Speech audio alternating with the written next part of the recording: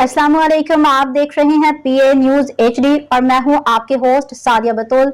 शामिल करते हैं आज की अहम खबरें। शोरकोट सिटी खबर शामिल करते हैं पीए न्यूज़ के ब्यूरो चीफ। शोरकोट सिटी से जगह जगह गली मोहल्लों में मिनी पेट्रोल पंप खुल गए हैं, जो किसी बड़े हादसे का खतरा बदस्तूर कायम। शोरकोट की मसरूफ तरीन रोड हसो वाली रोड, जिस पे प्राइमरी से लेकर गर्ल्स डिग्री कॉलेज के अलावा दुकानें कायम हैं और ये रोड गली मोहल्लों से गुजरती है, इंतहाई तंग है। किसी भी हादसे की सूरत में किसी भी किस्म की इमदादी रिस्क नहीं पहुंच सकती।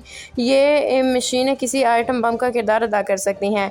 उनके मालिकान आवाम को धड़ल्ले से लूट रहे हैं। 1 लीटर के बदले 1.25 लीटर तेल दिया जाता है। जब कस्टमर एतराज़ करते हैं तो इनको पेट्रोल नहीं दिया जाता।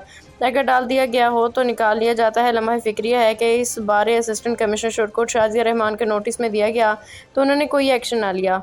शायद वो किसी बड़े हादसे के मुंतज़र हैं कि हादसा होने पर मौका का फ़ोटो सेशन के साथ इंटरव्यू भी चले। याद रहे कि इनसे पहले असिस्टेंट कमिश्नर असफंदियार साहब ने इसे गैर कानूनी धंधों पर मुकम्मल कंट्रोल कर रखा हुआ था।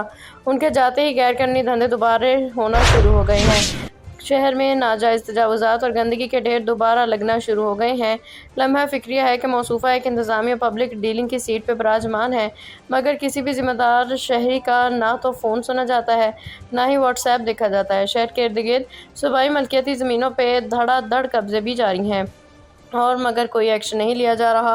अवामी हलकों का डीसी जंग, कमिश्नर फैसलाबाद, वज़ीर आला मरियम नवाज साहिबा से कानूनी कार्रवाई का मुतालबा। न्यूज स्टूडियो से अब तक के लिए इतना ही। मजीद खबरों और अपडेट्स के लिए देखते रहिए पीए न्यूज एचडी।